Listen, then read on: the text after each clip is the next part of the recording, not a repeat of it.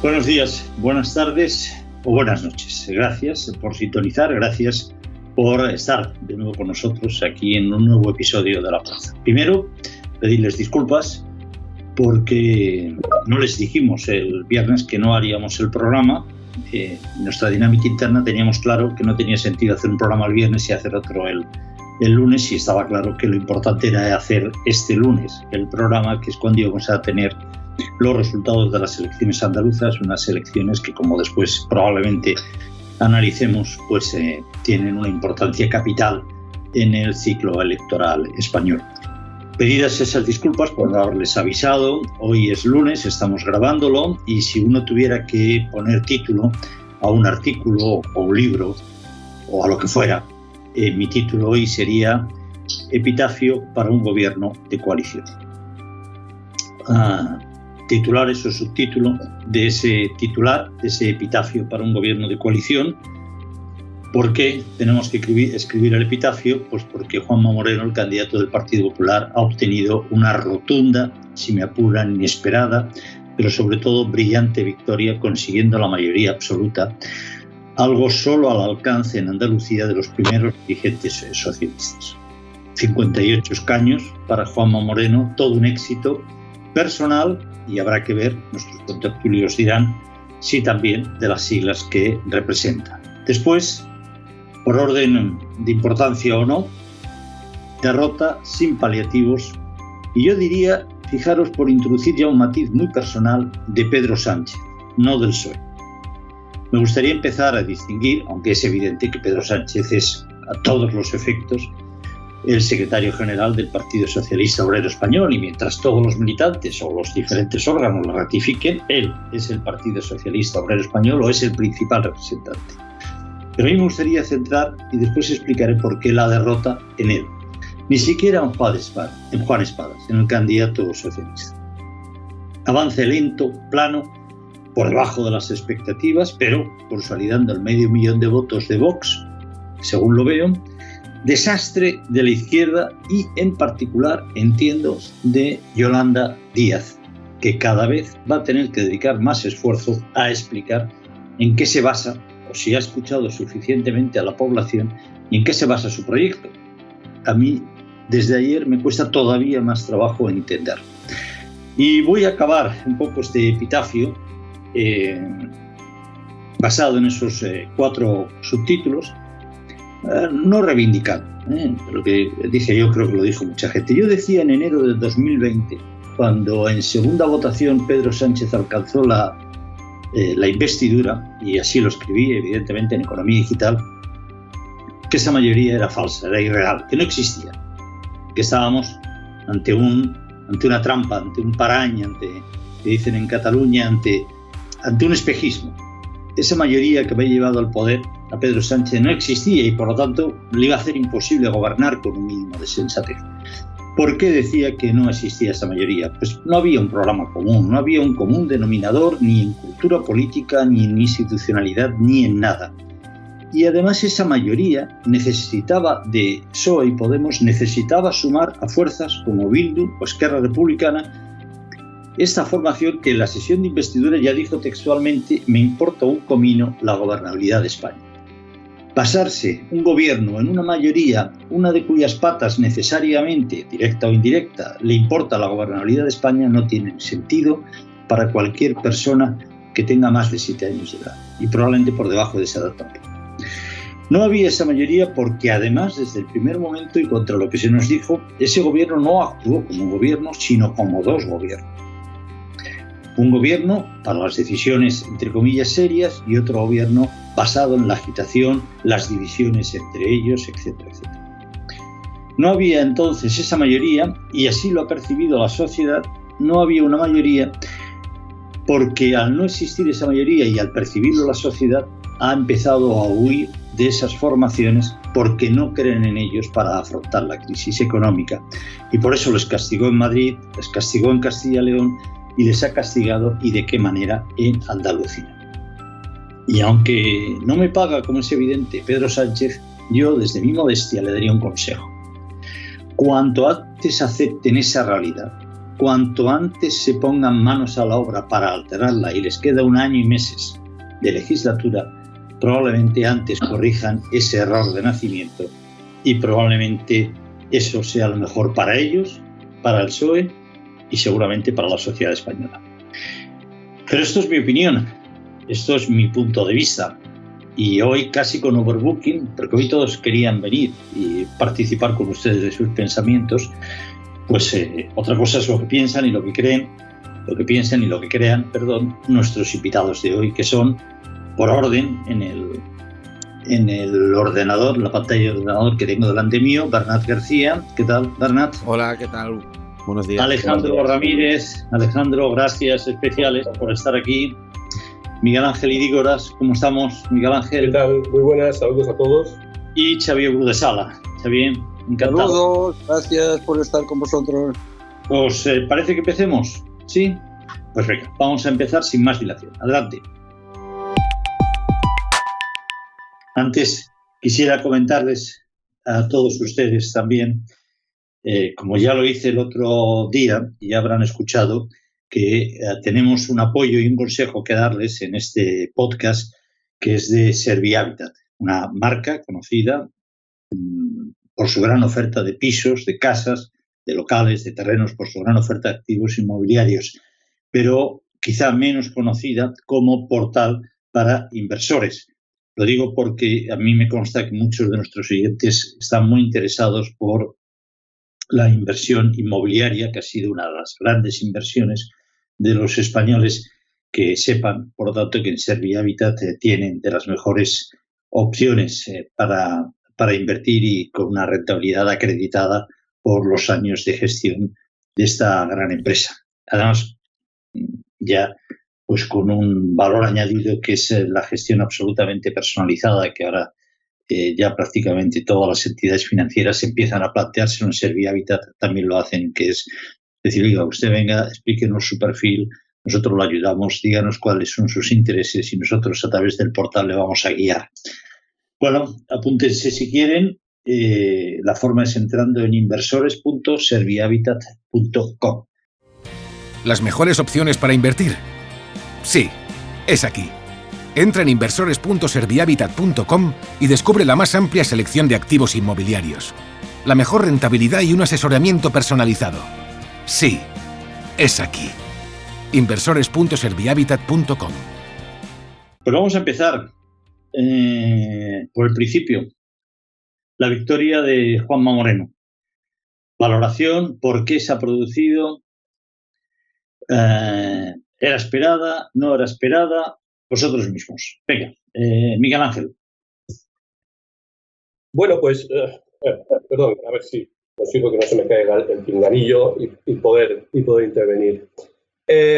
Bueno, yo creo que hay dos factores fundamentales, ¿no? Dos maneras de entender la victoria de Moreno Bonilla en estas elecciones, ¿no? Una son, yo creo que su propia gestión, el hecho de que él ha entendido perfectamente en estos 4 años en los que ha estado, bueno, en esta legislatura última que ha tenido en Andalucía con Ciudadanos, yo creo que ha entendido perfectamente el cambio social que experimenta la sociedad andaluza, hacia dónde van las exigencias de la sociedad andaluza, lejos de el miedo que decía en la época de Alfonso Guerra, de la derechona, y el miedo al fascismo y a la extrema derecha que viene y demás. Yo creo que Moreno Bonilla ha entendido perfectamente qué quiere la sociedad andaluza, ha hecho una buena gestión durante todo este tiempo, creo que ha recuperado la autoestima de los andaluces durante este tiempo, hasta el punto de que yo creo que en la mejora en el empleo, la mejora en los indicadores económicos, etcétera, etcétera, el hecho de que ciudades como Málaga tengan una fuerza económica, ya incluso disputándose las ciudades como Barcelona, etcétera, etcétera,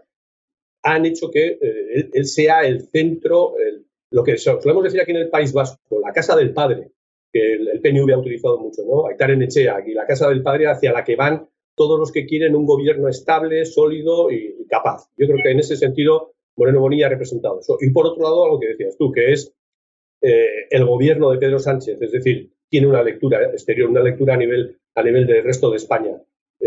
Los andaluces no creo que entienden el gobierno Frankenstein. Ese gobierno en el que los nacionalismos más extremos en los que se indulta de manera inconcebible, en los que se da prioridad a gente como Bildu, en los que se negocia y se tiene a ministras como Irene Montero, como Yone Belarra, con cosas que no se entienden en muchos aspectos, pues yo creo que eso se ha castigado, ¿no? Y entonces hay un doble voto, el favorable a Moreno y el de castigo, que es lo que suele ocurrir en muchas elecciones, ¿no? Que se vota siempre contra alguien. En este caso creo que se ha votado contra Sánchez y a favor de Moreno. Miguel Ángel, ¿tiene una lectura esa victoria para Feijóo o no?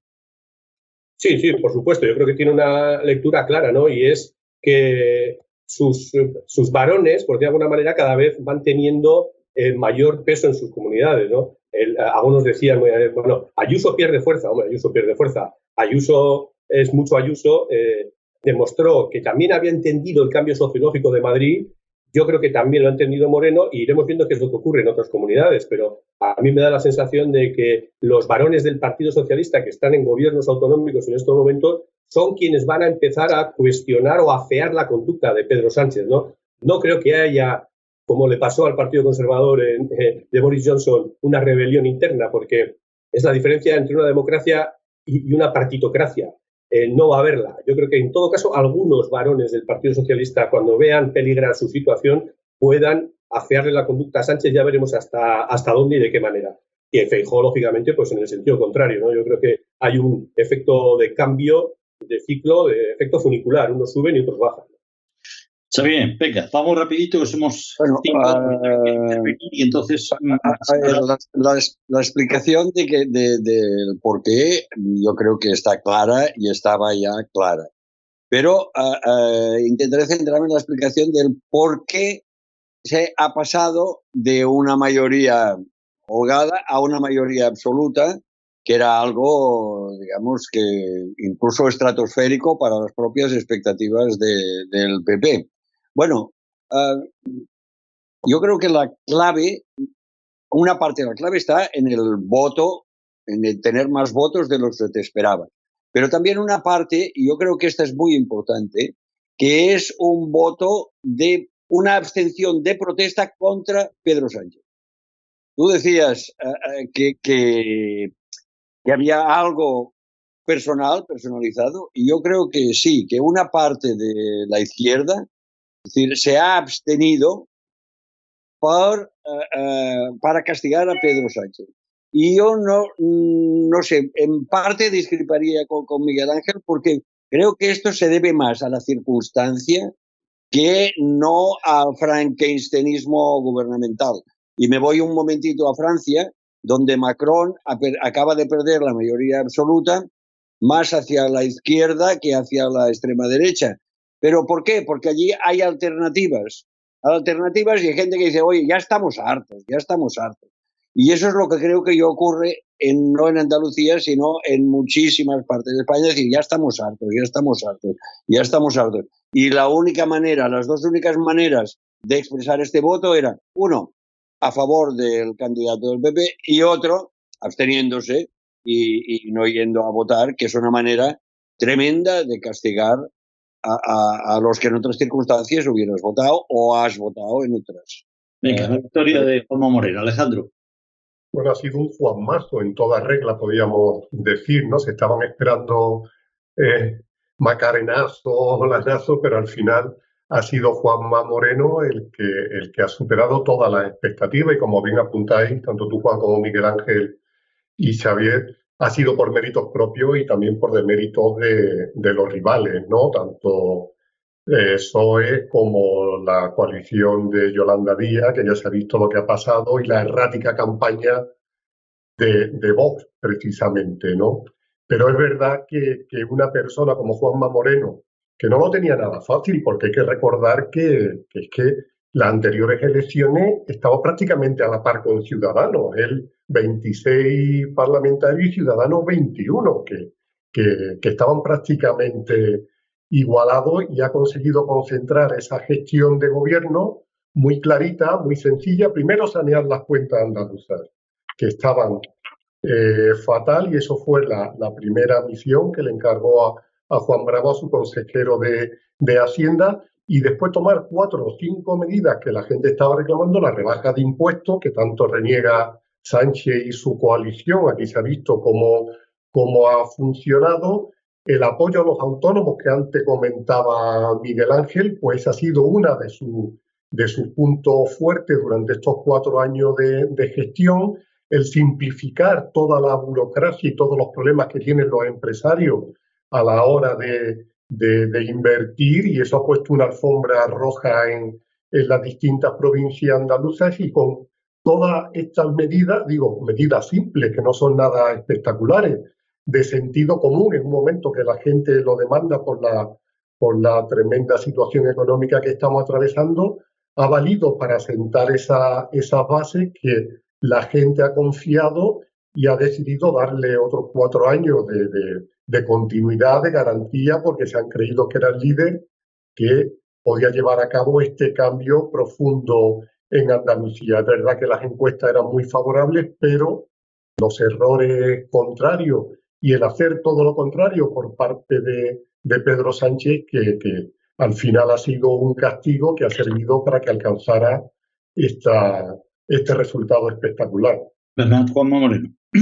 Yo pienso que efectivamente la victoria es de Juanma Moreno y del Partido Popular, de los dos, porque Juanma Moreno al final es verdad que ha asumido esta posición de centralidad, que ha conseguido ese papel hegemónico dentro de Andalucía, pero yo creo que le ha ido mejor, le ha ido mejor gracias a este nuevo papel que tiene también de reforzamiento orgánico dentro del Partido Popular, siendo la baronía andaluza tan importante dentro del PP de Feijóo que antes, ¿no? O sea, yo creo que con Casado no hubiera tenido el mismo resultado, y eso significa que en parte sí influye la perspectiva que se tenga del partido. Juanma Moreno quiere emular, digamos, o se busca ahora emular la figura de Juanma Moreno como si fuera Manuel Chávez, esas presidencias, ¿no? Esas mayorías sociales de hace 20 y pico años, pero bueno, Juan Manuel Chávez nunca escondió que era del PSOE, y si pensamos que Andalucía es un bastión histórico del PSOE es porque también lo defendía, ¿no? Y entonces yo solo quería dos argumentos que se vienen utilizando mucho en la mañana de hoy, ¿no? Uno es lo que decía Miguel Ángel, que es así sí se gana al PP y no como Ayuso, que ha sacado un mejor resultado que Ayuso, que es uno de los grandes argumentos ahora también dentro de la izquierda. Bueno, hay que recordar que Ayuso obtuvo un 44,7% de los apoyos en las elecciones de Madrid, que es un punto más de lo que ha conseguido Juanma Moreno. O sea, dentro de los votos repartidos, el apoyo social, más allá de la distribución de escaños que se produzca, fue mayor para Ayuso que Juanma Moreno. Eso no es ni mérito de uno ni de mérito del otro, ni significa absolutamente nada. Significa que los dos han barrido en sus circunscripciones, y cada uno con una estrategia diferente. Y aquí lo que hay, y eso ¿a qué nos lleva? Ya entró lo de Sánchez. A mí lo que me resulta evidente es que Sánchez pierde contra todos los modelos. Sánchez pierde contra un modelo agresivo, digamos, más radicalizado, más duro, como puede ser Isabel Díaz Ayuso en Madrid, más contestatario, que va a hacer una oposición más directa, más aguerrido. Pierde ante una coalición desastrosa, con una campaña malísima, como fue en Castilla y León. Aún así, sigue bajo la tutela todavía de Pablo Casado del PP. Aún así pierde 5 escaños, creo que fue el PSOE en Castilla y León.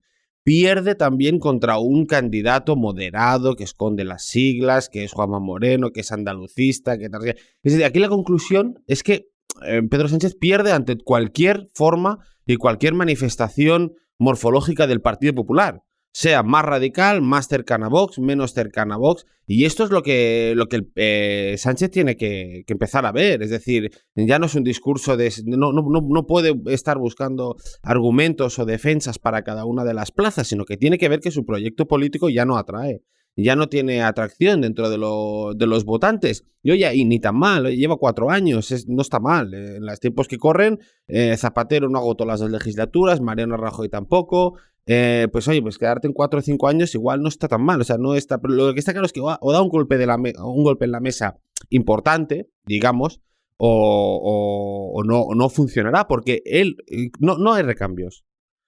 Juan Espadas dice, no lo conocen, pues no lo conocen, y tampoco en Sevilla, que han perdido las elecciones el socialismo en Sevilla, que este hombre ha sido alcalde ahí, tampoco lo conocían ahí, tampoco era una alternativa de gobierno válida ahí. Luis Tudanca, tampoco. Ángel Gabilondo, tampoco. ¿Dónde están los recambios? ¿Dónde están los varones del Partido Popular? Y ahora tenemos a gente como Page, Lambán y Chimo Puig, por descontado, que estarán diciendo, bueno, ¿y esto qué? Esto es el paseo fúnebre, el Vía Crucis hasta las elecciones locales de mayo de 2023. ¿Se va a hacer algo? ¿Va a cambiar algo? ¿Seguimos esperando aquí que lluevan, no sé, votos o qué? Porque ese es el auténtico problema, y yo creo que los nervios empiezan a calar ante un partido que no tiene alternativa. Yo estoy básicamente de acuerdo, pero Xavi, yo creo, lo habéis planteado, bueno, Sánchez lleva 2 años, no 4, aunque entiendo que te parezca que lleva 4 años. Bueno, lleva 4 años desde que la moción de censura en 2018, sí. En las urnas lleva 2 años y pico, efectivamente. Pero como tuvo que convocar elecciones anticipadas, perdió la primera, la segunda vuelta, vale, era una broma. Sí. Yo creo, y ahí estoy de acuerdo con lo que dices, y esa es la victoria, es decir, ¿por qué ganan Juanma Moreno y Isabel Ayuso? ¿Y por qué pierde Pedro Sánchez? Y presión, lógicamente. Porque son los que mejor que nadie entienden cómo está cambiando esta sociedad después de 2 años de pandemia. La victoria de Ayuso, que rompe barreras generacionales, barreras interclasistas y que barre en Madrid, es porque sabe encarnar en un momento determinado la libertad de nuestra arte. Hombre, la libertad, eso son palabras mayores, sí, lo que usted quiera, pero encarna esa rebeldía de una gente que se estaba viendo sometida a una serie de restricciones, algunas de ellas que iban contra su propio bolsillo, sin que quedara claro la viabilidad, quedara claro, y todo en un lenguaje muy dictatorial o muy autoritario por parte del gobierno. Ayuso sabe encarnar esa rebeldía y se sale, como dices tú, con un resultado espectacular, independientemente de que no consiguieran la mayoría absoluta, y se convierte en un fenómeno que asusta incluso a su propio jefe de filas, el señor Pablo Casado. Ayuso se convierte en un fenómeno porque sabe encarnar que la gente empieza a estar cansada, que no entiende medidas del gobierno, que además no les ve eficacia, que además le esconden los datos sobre las bajas reales por COVID, se los dan tarde, que además tienen como un portavoz el señor Fernando Simón, y toda esa rebeldía la sabe perfectamente captar Ayuso, y con un lenguaje simple, a veces simplista, gana abrumadoramente las elecciones de la Comunidad de Madrid. ¿Qué capta Juanma Moreno? Y capta también Feijóo. Y yo por eso estoy de acuerdo ahí que el éxito sí que es de los dos. Llega un momento en que encarnan, que entienden que el pueblo está cansado, que la ciudadanía está cansada, que lleva 2 años y pico de pandemia y ha entrado en una guerra. Y que no quiere un gobierno preocupado sobre si viene Vox, sobre si viene no sé quién, sobre todas. Quiere un gobierno que le dé estabilidad, cosas sencillas, gestión, que le solucione la vida en la medida de lo posible. Y que le diga cosas que se pueda cumplir. O sea, no tiene sentido presentarte como has logrado en Europa y hacerte una foto con la von Leyen de la excepción ibérica, cuando eso ya llevamos 2 semanas con la excepción ibérica, es que no ha valido de nada. Y ha sido toda tu campaña. Entonces, Juanma Moreno ha sido eso. Juanma Moreno va a la oficina a las 8 de la mañana y se va por la tarde a las 6 o las 7 si no tiene una cosa que hacer. Entonces, yo creo que eso es lo que han sabido encarnar, y eso es lo que además, no solamente estos hombres lo han sabido ver, y Ayuso, Feijóo y Juanma Moreno han sabido ver. Es lo que no está viendo además el Partido Socialista. Y ahora vamos a Sánchez, si os parece. Eso. Xavi. Bernat, Moreno, por favor. Que Pedro Sánchez debe darse cuenta. Pedro Sánchez se da perfectamente cuenta de la situación y de cómo está. La otra cosa es cómo va a reaccionar Pedro Sánchez. Podía hacer 2 cosas Pedro Sánchez. Una, decir, bueno, esto se acabó, que es lo que enseñaba Bernat, se acabó, he estado aquí 2 años mandando de verdad, o 4 primero sobreviviendo, bueno, o haciendo que mandaba. Bueno, la situación es la que es.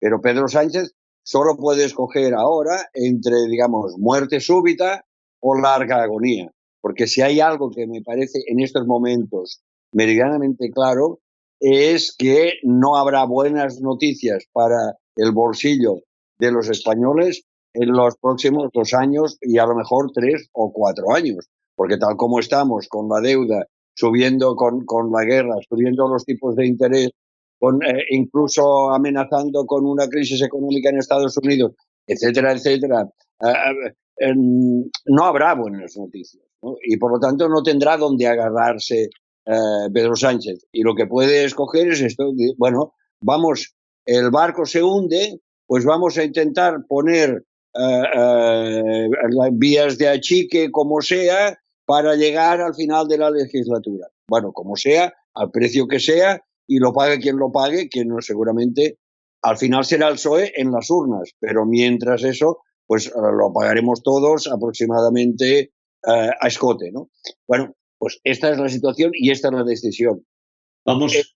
A lo mejor debería tomar la decisión A, pero yo estoy prácticamente seguro, y a ver si que tomará la decisión B. Es decir, un gobierno de supervivencia, un gobierno que se agarra a cualquier tabla de salvación para perdurar tanto tiempo como sea posible, incluso después de las elecciones municipales y en muchas partes autonómicas, que pueden ser un descalabro muy importantísimo para el PSOE. Incluso así, llegar hasta el final como sea.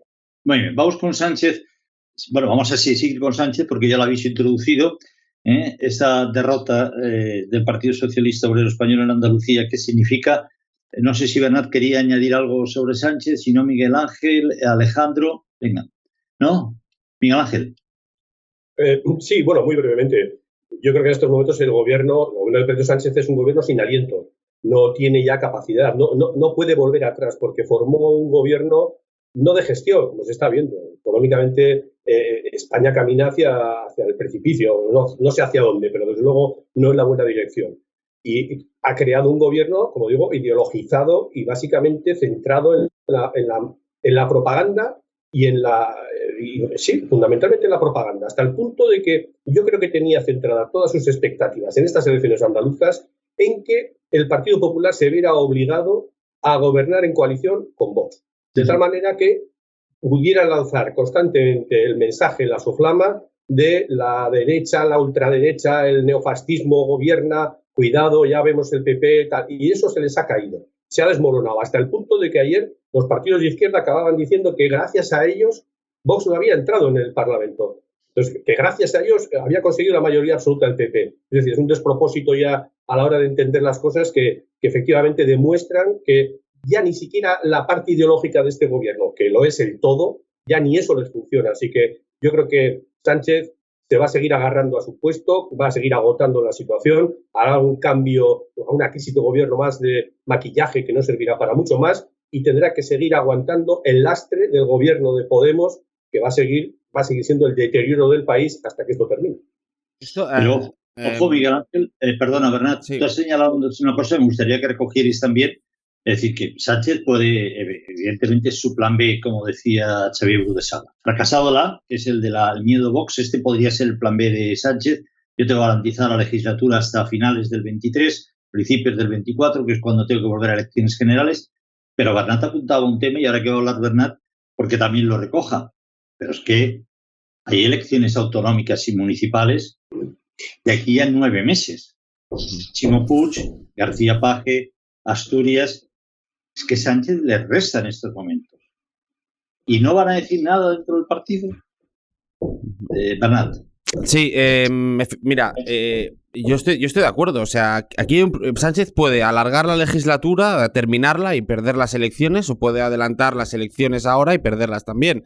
Porque yo creo que el clima en el que está metido el partido ahora mismo, es decir, si el partido si Pedro Sánchez, convocara elecciones, pues ahora mismo está tan hundido que es probable que las pierda. Pero claramente lo de, yo creo que los varones y todo eso, la idea de vamos a esperar a que Sánchez recupere pulso, recupere tal, porque hay una carrera europea, porque va a salir, es que ya no vale. Es que ya no vale, porque es que ayer hubo un votante, después del miedo a Lona, después de que toda la campaña andaluza, si os fijáis ayer, todas las declaraciones han ido alrededor de Vox, de si Vox tenía más peso, si menos peso, si lo habíamos frenado, si no lo habíamos frenado.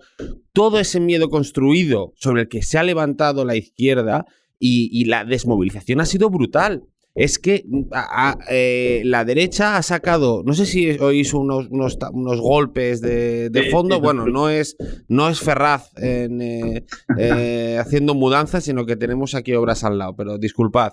Pero lo que está claro es que la derecha ha sacado 72 escaños y la izquierda ha sacado 37.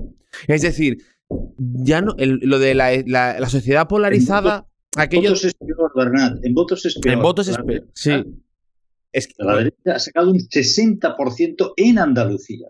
Toda esta construcción en la que hemos vivido en los últimos 4 o 5 años de que España está polarizada, de que las izquierdas y las derechas tal, es que se puede seguir viviendo este escenario, pero es que ya no existe. Y luego hay un unicornio también entre el votante o entre el argumentario ciego de la izquierda, que es que hay mucho voto útil de la izquierda que se ha ido a Vox.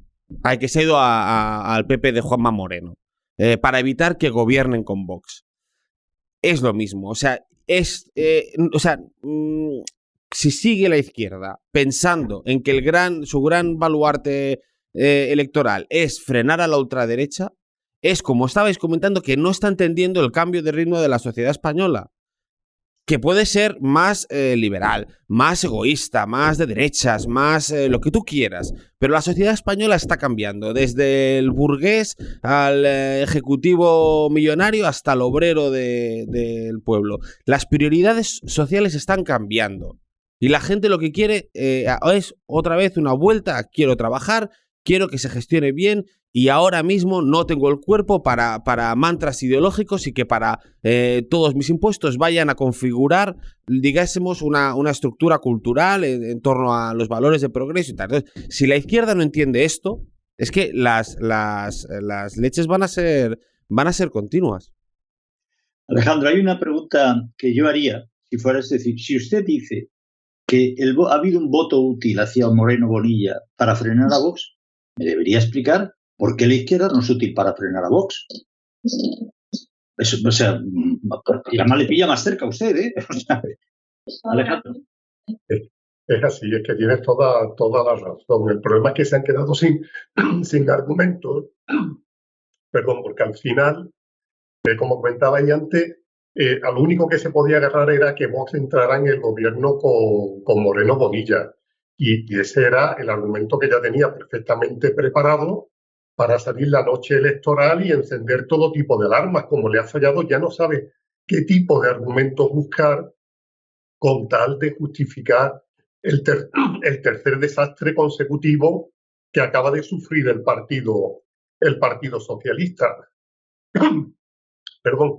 Y con respecto a la posible sublevación que pudiera tener entre los varones socialistas que dentro de poco se enfrentan a elecciones autonómicas, hay que recordar lo que dijo hace una semana García Paje, que no sabía si incluso iba a ser candidato, porque dijo: yo solo soy un monaguillo en esta iglesia. Aquí solo hay un cura que manda ahora mismo y el resto no pintamos absolutamente nada. Así de claro lo dijo. Y ya son 3 elecciones perdidas, no ha habido reacciones por parte de ninguno de ellos. Sánchez, su único proyecto es seguir amarrado al poder hasta el final de los días de la legislatura, eso va a ser, y lo que nos tenemos que preparar es, bueno, pues para una avalancha de propaganda, de populismo, de medidas que llevan a ninguna parte. Eso será lo que ponga en marcha, porque encima le está convencido de que lo está haciendo perfectamente y que es la gente la que no entiende bien el mensaje que está transmitiendo. Mira, algún día Sánchez, si sufre una derrota, si se vuelve a presentar, probablemente explicará que su gobierno ha tenido que luchar contra la pandemia más grave que ha vivido este país en las últimas décadas, muchas décadas, y además con una guerra. Y tiene razón, y tendrá derecho, además, a decir que le ha tocado gobernar en un periodo nada fácil. Pero a mí me gustaría que, si eso se produce, Sánchez explicara también a qué se debe y el coste que ha podido tener el volantazo sobre el Sáhara del que aún se está hablando y del que apenas ha pasado una semana. Porque su gobierno es uno de los más opacos desde que en 2015 empezó a funcionar la ley de transparencia. En los más opacos. Las tasas más altas de condena al gobierno las está protagonizando el gobierno de Pedro Sánchez. En teoría, con una parte de la nueva izquierda en su seno. ¿Por qué Pedro Sánchez decidió, y esto es exclusivamente, y no tiene nada que ver ni con la inflación, ni con la guerra, ni con la pandemia, nombrar a personajes como Adriana Lastra y Héctor Gómez, que cada vez que abren la boca son un puñado de votos para Feijóo y para cualquiera que se presente? Ejemplos del sectarismo más furioso, de la estafa populista y de la psicopatía narcisista, como se refiere a Sánchez Ignacio Varela. ¿Visteis ayer a Adriana Lastra? Ese es el portavoz, esa es la vicesecretaria general del Partido Socialista, diciendo que todos tienen la culpa, entre otras cosas, porque Moreno adelantó las elecciones a su conveniencia y no pensando en el interés de los andaluces. Pero si las adelantó porque vosotros no lo apoyasteis los presupuestos cuando os lo pidió. O le hubieran bastado 4 votos suyos para que hubiera continuado los 4 o 5 meses que le quedaban. Y que lo diga alguien que en 3 años y medio ha hecho una moción de censura y 2 elecciones generales, tiene WhatsApp.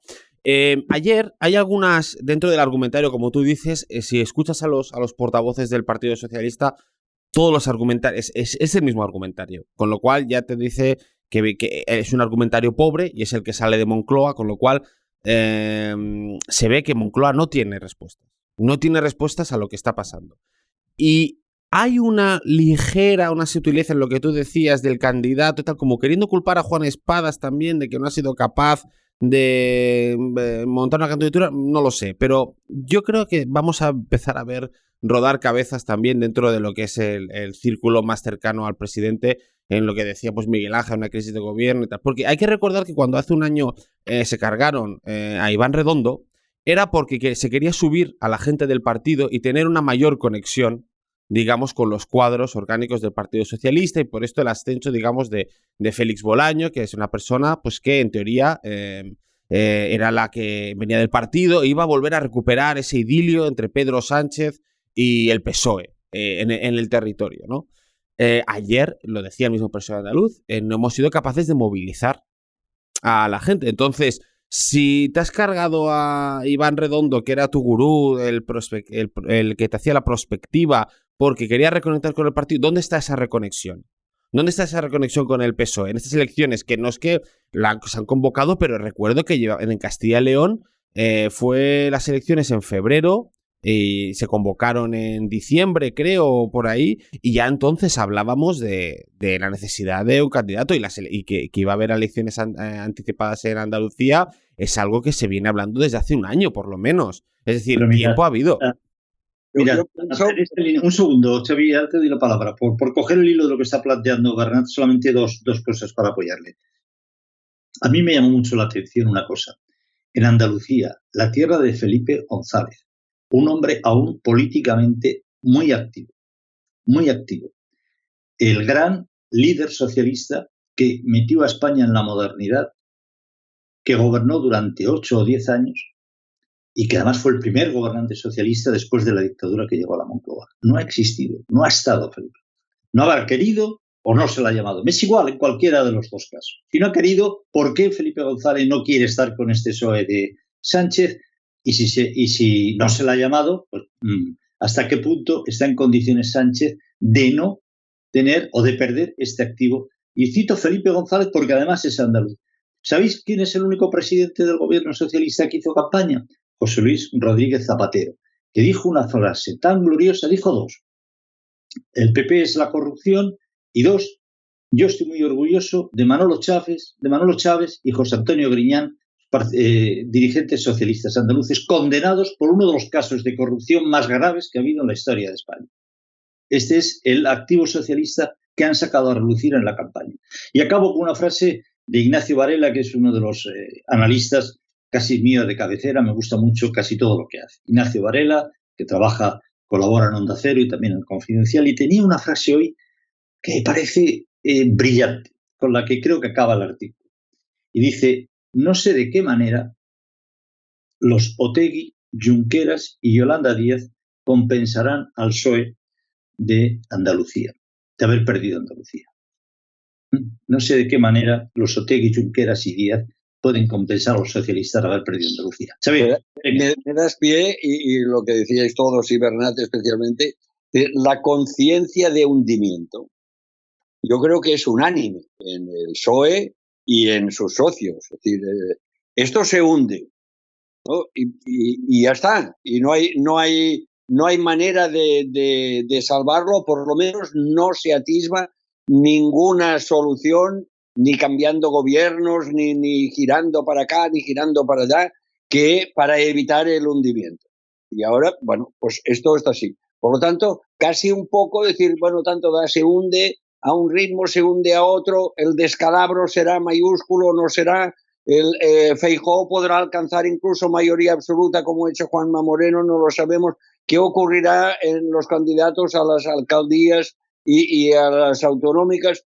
Bueno, pues como decía García Paje, decías, bueno, es un monaguillo, pero incluso yo creo que en las autonómicas, donde las hay, sean relevantes, Aragón, Comunidad Valenciana, etcétera, va a haber una especie de renacimiento, es decir, se intentarán despegar de Madrid o de la Moncloa y una especie, digamos, de regionalismo, a ver si se pueden salvar por su cuenta. Pero ya no pensarán que el PSOE les puede ayudar, sino que tienen que alejarse un poco, o tanto como puedan, de la calle Ferraz y de este capitán que se va hundiendo, ¿no? Y yo creo que este es el cambio de ciclo, y solo añadir una pequeña cosa que creo que es posible, intuyo, que el cambio de ciclo también afecte a Vox. Venga, vamos con Vox. Sea como sea, Vox iba más o menos adelantando. Se ha estancado. Y el cambio de ciclo también puede ser a favor del PP, que Vox no solo se estanque, sino que en los sondeos, en múltiples sondeos, en la mayoría o en todos, empiece a retroceder. Con lo cual, digamos, la ola, el subidón del PP y de Feijóo va a ser importante y punto menos que imparable. Vamos con Vox y Ciudadanos, si os parece. Ciudadanos ya no existe, hombre. Hoy a Ignacio Aguado, me parece, esta mañana pedía la división de Arrimadas. Bueno. Venga, ¿quién? Y digo horas, Bernat, Alejandro. Sí, bueno, fíjate, yo esta mañana he escuchado a Juanma Moreno en una entrevista en una emisora de radio en la que le han preguntado sobre Ciudadanos y ha reconocido que le ha dado pena los resultados de Ciudadanos, pues porque él ha tenido una muy buena relación con Juan Marín, y se le ha preguntado qué piensa. Y no ha descartado, lo ha dejado así, no ha descartado incorporar a los consejeros de Ciudadanos, no ha dicho ni cuántos ni quiénes, al nuevo gobierno. Que, lógicamente tiene un tiempo para pensarlo, pero que va a incorporar. Ha hecho una buena gestión, confía en ellos y cree que son personas válidas para seguir al frente o en el gobierno con responsabilidades del gobierno en Andalucía. Eso por un lado. Es decir, Juanma Moreno entiende perfectamente que tiene que hacer una política de captar o de centrar su acción de gobierno de tal manera que en el resto de España los votantes de Ciudadanos vean en el PP el refugio, lo que yo decía antes, la casa del padre, que decimos en vasco, la casa del padre donde volver a entender que, bueno, que hay un nuevo PP que entiende las necesidades de la sociedad y que sobre todo está centrado en la gestión. Y por otro lado, volviendo al tema de Adriana Lastra, nos encontramos con un partido socialista que, lejos de intentar entender o de buscar el centro izquierda y demás, se lanza a una propaganda que yo creo que al final se vuelve contra ellos porque creo que el electorado no entiende que le tomen por imbécil. Y cuando escucha determinados mensajes, el electorado se revuelve.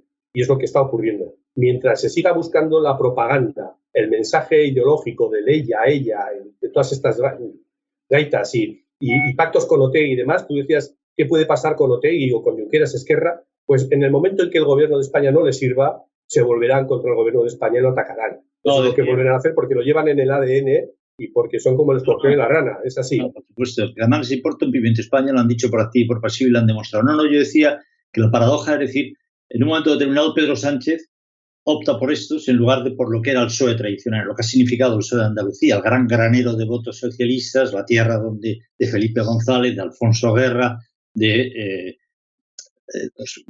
gran granero, o sea, sin una tierra socialista, entre comillas, es sin lugar a dudas Andalucía, ¿no? Entonces, Varela hacía esa comparación, es decir, le van a compensar a Sánchez. Sánchez en algún momento reflexionará sobre si le ha valido la pena olvidar, arrinconar ese PSOE andaluz en favor de los pactos con Junqueras, Otegi y Díaz.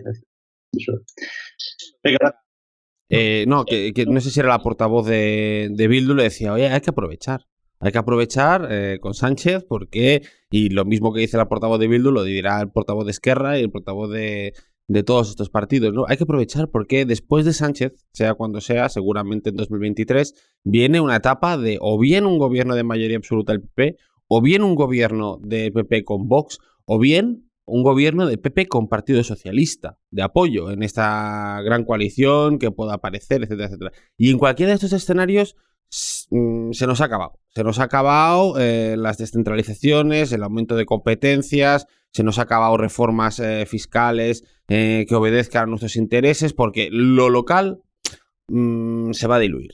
Ya entramos en otra fase. Y Pedro Sánchez dice, oye, pues ¿cuál es el objetivo de Pedro Sánchez? Entonces hay que desgranar si su objetivo es reforzar al PSOE o reforzarse a él. Si es reforzarse a él mismo, pues le da igual, pues cederá.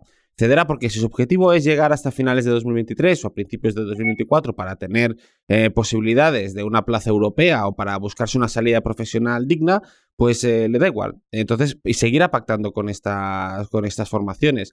Lo que pasa es lo que comentábamos antes, ¿no? Volviendo al inicio. Si el partido va a aguantar, porque el partido ha estado muy bien hasta ahora.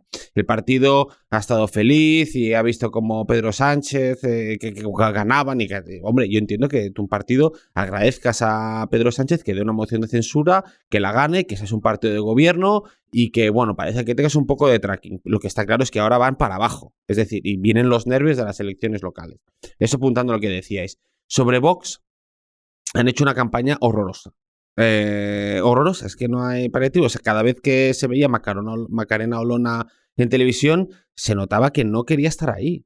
Que es una campaña en la que ha estado a disgusto, en la que no ha hecho propuestas de ningún tipo de carácter andaluz, más allá de los tópicos de la inmigración y etcétera. Es decir, Vox tiene muchas más capacidades y lo ha demostrado en otras zonas, pero claramente se le ha incomodado estas elecciones en Andalucía. No han sabido encontrar su lugar. No sé si eso va a pasar en el resto del país, en el resto de elecciones o no.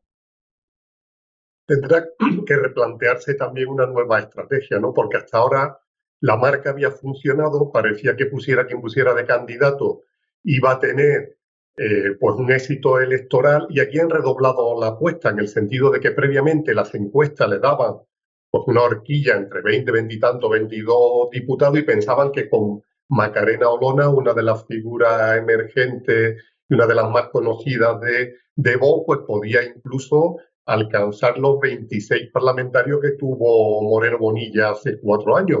Pero ha fallado por una serie de circunstancias. La campaña ha sido catastrófica.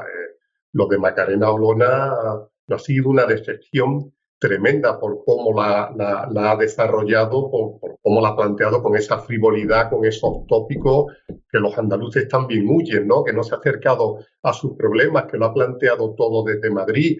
Y después la recta final, cuando se veía que era casi imposible acercarse al PP o al gobierno, ya parecía que existía una desesperación por conseguir salvar a Olona, aunque fuera eso, aunque necesitaran un único voto, ¿no? Para no dar el gobierno a Moreno Bonilla.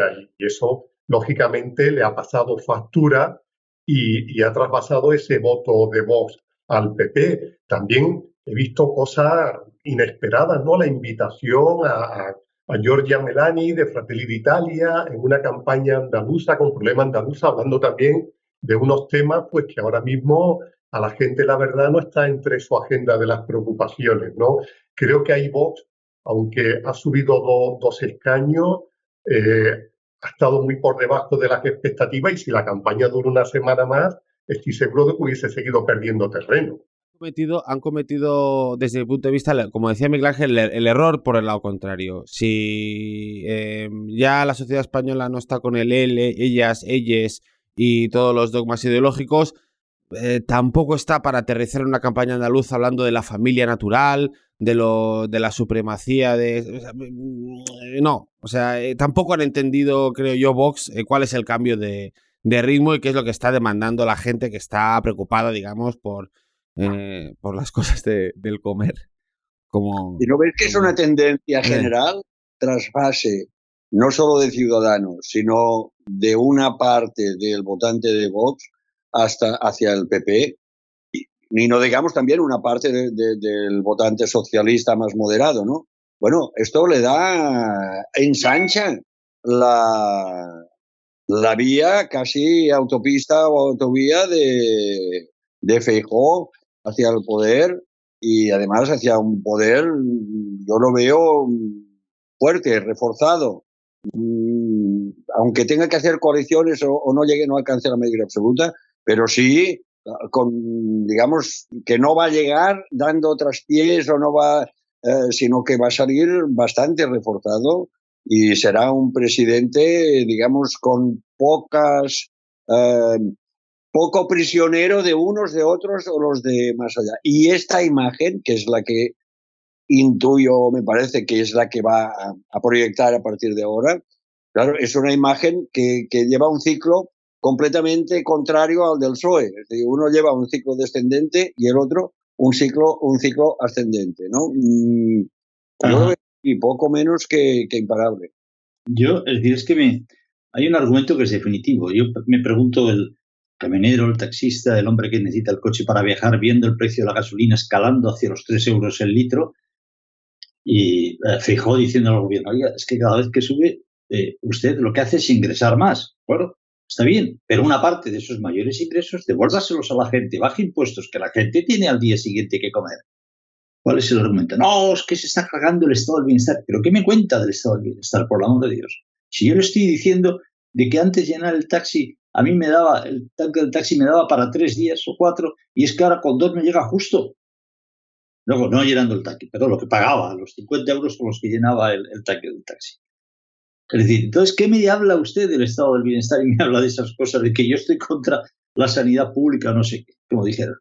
O sea, no lo entienden esto. Y no lo ha entendido Macarena Olona y no lo ha entendido Vox. Es decir, la gente no está preocupada por la inflación, está preocupada por la estanflación, está preocupada por saber qué va a pasar con la subida de los tipos de interés, que va a castigar a todos los que estén hipotecados gravemente y a los que no estén hipotecados también. ¿Qué va a pasar? Y no con Almanzor ni con recuperar la fecha de la toma de Granada por los Reyes Católicos como fiesta nacional. Si tú estás ahí, perdona la expresión, me estás mirando fuera de ti, no entiendes nada.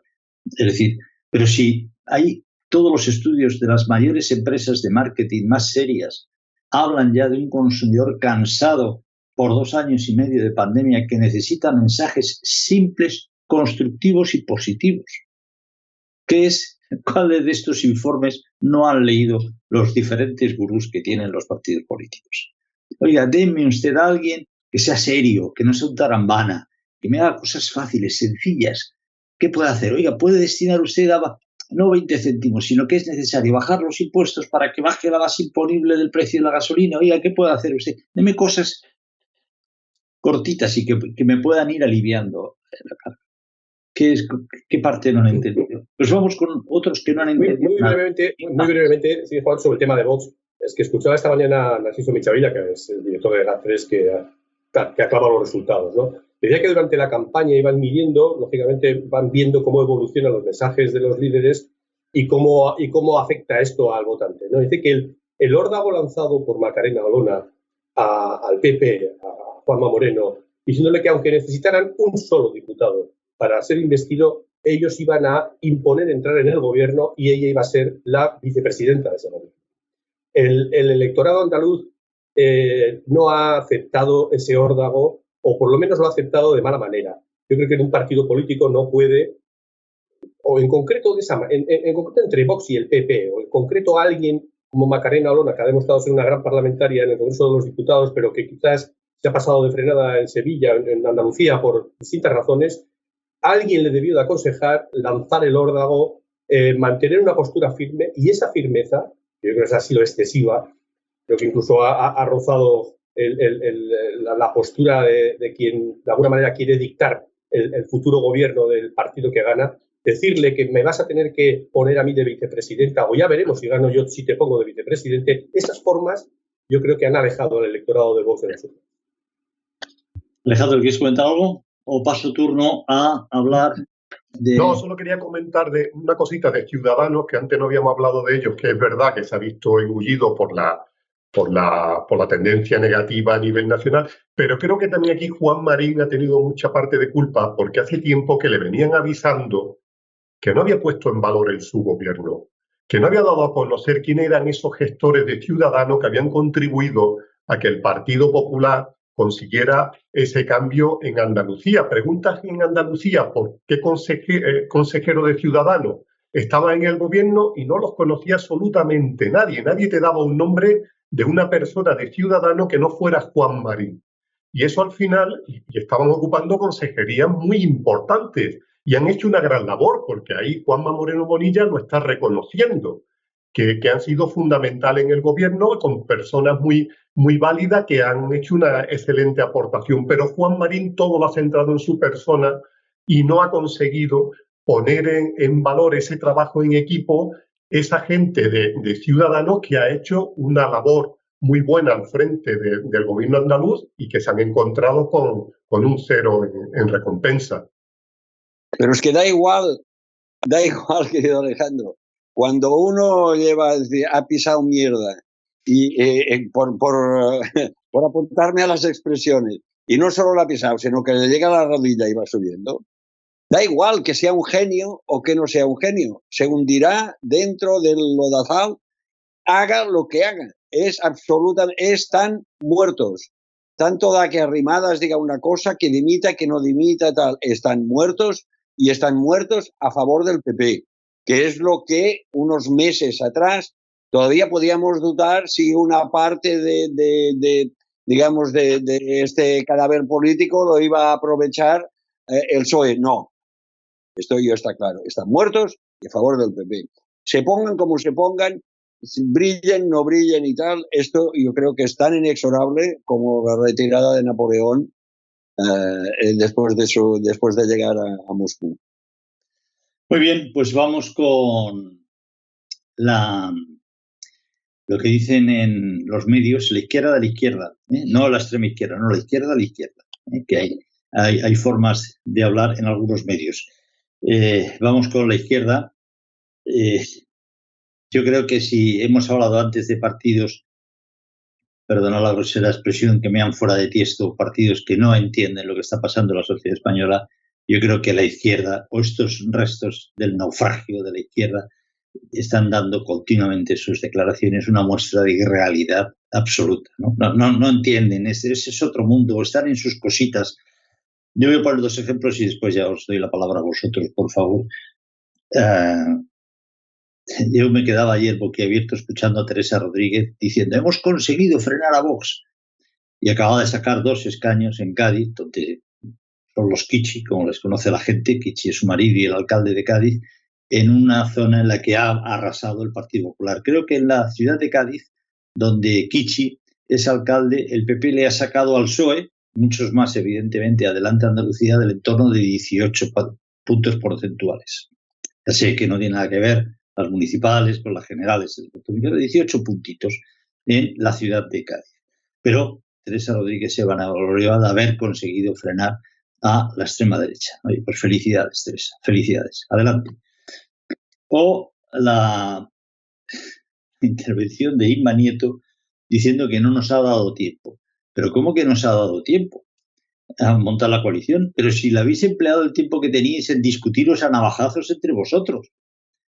Pero si habéis sacado, si no recuerdo mal, ¿qué habéis sacado? 5 escaños. Pero ¿sabéis cuántas siglas pueblan lo que se llama Por Andalucía? Pero si es una coalición formada por Izquierda Unida de Andalucía, 1. Iniciativa del Pueblo Andaluz, que no es lo mismo que Izquierda Unida de Andalucía, aunque pudiera llamar a confusión. 2. Más País Andalucía también. 3. Verdes Equo, 4. Alianza Verde, que no es lo mismo que los Verdes Equo, ¿eh? Pues los verdes hay, como veis, sus matices, 5. Y Podemos, 6. 6 partidos en una coalición que ha sacado 5 escaños. Pero ¿cuántos votos ha recibido cada una de estas siglas? ¿Pero dónde va esto? ¿Pero qué idea transmiten a la gente? Es decir, pero usted está preocupada por otras cosas. Usted no se me plantea a mí como alternativa de gobierno, ni para ir siquiera un parlamento, como una alternativa, un proyecto legislativo. Primero hablen ustedes y vean qué quieren ser de mayores y para qué han venido a esto de la política. Pero si han venido Verdes Equo y Alianza Verdes. Pero ¿esto qué es? Y luego se quejan de que no han tenido tiempo. Claro, no han tenido tiempo. Evidentemente es que le cerraron los registros antes de tiempo. Podemos ni siquiera pudo inscribirse porque estaba discutiendo a ver cómo se repartían los fondos.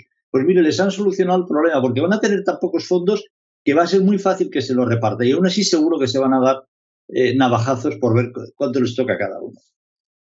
En fin, digo esto por no ponerme a reír, que está feo. O sea, la risa incontrolada se la dejo a Cuca Gamarra en estos días. Algo sobre la izquierda, por favor, la izquierda. Alejandro, Bernat, Idígoras, Miguel Ángel o Xavier. Bueno, al final el espacio de Yolanda Díaz parece que queda reducido a un taxi, ¿no? Que es donde caben ese grupo de personas prácticamente que ha sido elegida para el Parlamento andaluz. Bueno, por lo menos se va a ahorrar. Y si le quitas los imputados, van a ir anchos en el taxi, ¿eh? Va a ser prácticamente una limusina lo que va a tener Yolanda Díaz. Por lo menos va a ahorrar en desplazamiento. Lo digo por el caso contrario. Si hay gente alejada de la realidad que hemos hablado a lo largo de esta plaza, yo creo que esta ya es la máxima expresión, ¿no? Y si se creen que la gente también va a seguir aceptando que un proyecto de este tipo, que cuenta entre sus principales valedores, pues a Mónica Oltra, por ejemplo, o a Ada Colau, pues al final el castigo que han recibido en las urnas también viene vía a esta plataforma que se están montando con una serie de personas que tampoco están en la onda de los ciudadanos en estos momentos, ¿no? Esa tabla de salvación que quería encontrar Pedro Sánchez para crecer de cara a las próximas generales también, pues ya se ha visto cómo va, ¿no? A la deriva, sin nada que hacer. Y bueno, siempre tienen como Sánchez el consuelo, como hoy decía Pablo Iglesias, ¿no? Que hemos perdido un día duro en Andalucía, pero hemos ganado en Colombia, ¿no? Ya tienen ahí donde agarrarse. ¿Ya tiene café? ¿Ya tiene café? Bueno, yo creo que si miramos los ciclos, es decir, el ciclo ascendente de Podemos, bueno, de los podemitas, digamos, de toda esta izquierda de la izquierda,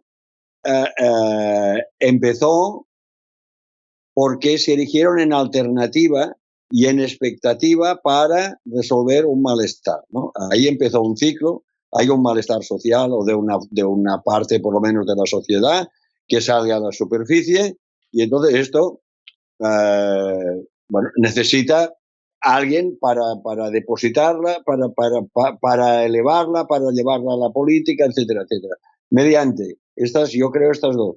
Levantar expectativas y erigirse en alternativas. Recordemos lo del tic-tac, tic-tac. Bueno, este ciclo se acaba porque ya a la izquierda nadie cree que sea una alternativa. ¿Alternativa a qué? A nada. Alternativa no. ¿Qué expectativas levanta de cambio en la sociedad a los que desean cambio en este sentido? Tampoco. Y por lo tanto, yo creo que aquí no va a haber un descalabro probablemente tan general como en el PSOE, porque el votante de extrema izquierda o de izquierda, este es más aguerrido y escucha menos y es menos sensible a la situación general, pero sí que, digamos que se les ha acabado eso de decir, bueno, es que vamos a introducir tal cambio, tal otro, esto ya no tiene credibilidad alguna. Decía ayer, me parece que era el presidente de Asturias, Barbón, o López Miras, el murciano, no sé, uno de los dos, el presidente murciano, decía que fuera nueva izquierda, tal vez, pero que no era mejor que la izquierda que ya conocíamos, parece que ha quedado suficientemente demostrada. Miguel Ángel. Sí, bueno, yo creo que, fíjate, todo se resume casi en el chiste. La gente no sabía si votaba al Frente Popular de Judea o al Frente Judaico Populista, ¿no? Porque al final, estos son la paleoizquierda. Son la izquierda que se ha quedado a mediados del siglo XX. Siguen recurriendo a Franco, como lo hizo Yolanda Díaz, ¿no? Dice, votemos a todos para defender a los represaliados del franquismo, ¿no? Ese discurso no lleva a ninguna. Yo creo que estos se van a diluir como un azucarillo. Yolanda Díaz, que no le veo ningún futuro, lo dije hace tiempo, pero creo que afiliándose al Partido Socialista. Y creo que la gran incógnita para mí, la apuntabas tú antes, Juan, es qué puede pasar con el Partido Socialista cuando pierdan las elecciones. Si no se presenta Pedro Sánchez, pues se presenta, terminan. Pues yo le auguro un mal futuro al Partido Socialista y creo que la izquierda en España va a quedar resumida en los próximos años, va a quedar reducido a una expresión, si no mínima, sí, cuando menos sin demasiada influencia. Creo que el Partido Socialista va a pagar caro esto y esta izquierda, como digo, será una coleta que quede por ahí. Y al final, y sé que va a parecer exagerado lo que voy a decir, pero un poco siguiendo las corrientes europeas, y si en España no cambia mucho en ese sentido y sigue la tendencia que está hasta ahora, la política en España puede ser un enfrentamiento entre el Partido Popular y Vox. Yo, antes de que dar la palabra a Bernat, Miguel Ángel, si te parece, me gustaría hacer un estudio, no lo tengo, probablemente mis datos sean equivocados. Tengo la sensación de que no ahora, sino que en los últimos, casi desde Aznar, tengo la sensación. La izquierda ha ido perdiendo peso electoral, que ha compensado con la ganancia de iniciativas locales o nacionalistas. Lo que la izquierda clásica, que en su momento significaba el Partido Comunista de España, luego Izquierda Unida en España, el Partido Socialista, si vamos sumando los votos y los porcentajes que van sacando elección tras elección respecto a la derecha, tengo la sensación de que van perdiendo ese voto, van perdiendo peso, que compensan con el auge de fuerzas como Compromís, como en Valencia, como probablemente Esquerra Republicana, el Junts per Catalunya, que no se sabe si era de derechas o de izquierdas, pero parece que vuelve a ser ahora de derechas por algunos postulados, Bildu, evidentemente, el Partido Regionalista Cántabro, que jugaba a ser un partido de izquierdas, un partido de centro. Y me da la impresión de que todo eso, todas esas iniciativas, en Andalucía, con un fenómeno también. A mí el discurso ayer de Teresa Rodríguez lo traslado a Cataluña y era Junts per Catalunya, ahora Convergencia Democrática de Cataluña, hace unos años, el de Teresa Rodríguez, aunque diga que viene de la corriente anticapitalista, no nombró ni en un segundo ni a la clase trabajadora ni a los trabajadores, no, o sea, todo era los andaluces, porque para los andaluces, porque esta tierra. Eso es el lenguaje de los partidos nacionalistas, no de un partido anticapitalista, como dice usted, representa la CUP, etcétera. Todo eso ha ido, de alguna forma, permitiendo aún determinados momentos o mayorías de la izquierda más nacionalistas. Pero es uno de los estudios que me gustaría hacer, que es fácil hacer, es cuestión de empezar a rascar con el lápiz y sacar datos. Fernando. Sí, yo no tengo datos tampoco de esto, pero sí que es evidente, o parece evidente, que la izquierda en general en España, y seguro que es extrapolable a muchos países europeos, o sea, no está pasando nada en España que no pase en otras partes, que es que está perdida en su discurso. Es decir, en España es que se parece muy poco la España de hoy en la estructura social a la que había hace 40 años. Es que en España hay 3 millones, más de 3 millones y medio, o más de 3 millones, me baila el dato, de autónomos. De autónomos. Es que esa cifra no existía antes. Es que volver, digamos, a consignas proletarias, a consignas de contra los de arriba y por la fuerza del pueblo y nosotras, eso está caduco. La izquierda lo ha visto y se ha convertido y ha asumido, para sustituir un poco cuál era su relato, ha sustituido ese discurso más materialista por un discurso cultural, ¿no? Los grandes campos de la identidad, de la justicia, etcétera, etcétera, de la diversidad, el medio ambiente, etcétera, etcétera. Y por eso las grandes fuerzas de las que habláis vosotros son nacionalistas, pero también urbanas, ¿no? Es decir, las grandes fuerzas de la nueva izquierda ha florecido sobre todo en zonas urbanas, ¿no? Más que rurales, ¿no?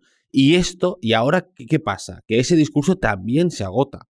También se está agotando porque, claro, la gente dice, es que ahora mismo yo llevo 10 años o 5 años muy duros y tengo una certidumbre económica, socioeconómica muy mala. Entonces, yo no puedo estar perdiendo tiempo en estas cosas, ¿no? Y entonces, ¿qué viene? Entonces, Yolanda Díaz, yo creo que es la que supo como inicialmente ver esto y dijo, bueno, voy a reconducir, digamos, mi plataforma hacia algo, una izquierda moderada, joven, nutriéndome de lo positivo, digamos, de la nueva izquierda, que son quitarse los lastres del PSOE y ¿no? Quitarse de encima las estructuras más caducas, pero volviendo un poco a lo material, ¿no? Y volviendo, pues eso, ¿no? Haciendo mucho hincapié en voy a construir las relaciones laborales del siglo XXI, voy a construir un modelo fiscal que responda a las nuevas demandas. Es decir, cogiendo las banderas, digamos, de la izquierda, pero trasladándola, ¿no? A algo más material, ¿no? Más económico.